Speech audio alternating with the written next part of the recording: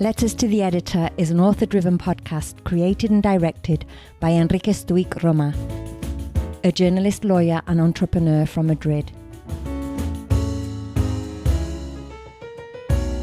Enrique holds a Guinness World Record for his letters to the editor and has had 10,000 letters published in 70 Spanish newspapers.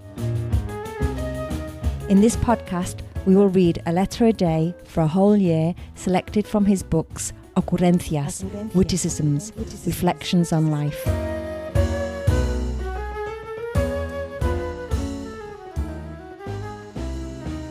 The title of today's letter is Extremes in Football and Politics.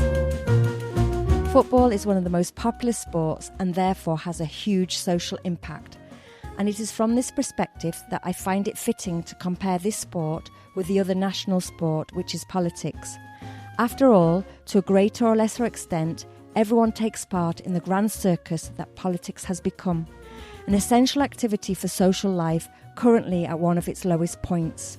There is no doubt that football has been modernised by eliminating the wingers on both sides, giving more prominence to the midfield.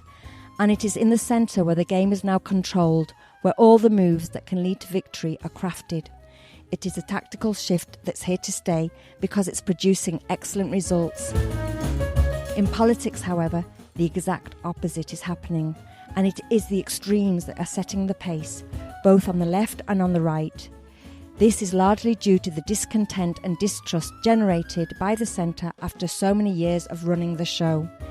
This reality will have serious consequences in the upcoming elections and consequently on the government, both in the local and regional councils and in the country itself, because whether we like it or not, the extreme wingers are going to play a more prominent role, and it seems that they too are here to stay.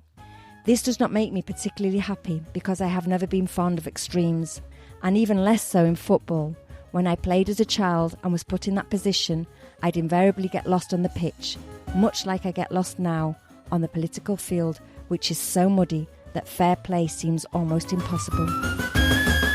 This letter was published in 8 newspapers in February 2023. Discover more episodes at letterstotheeditor.com and remember to subscribe and rate the podcast on your favourite platform.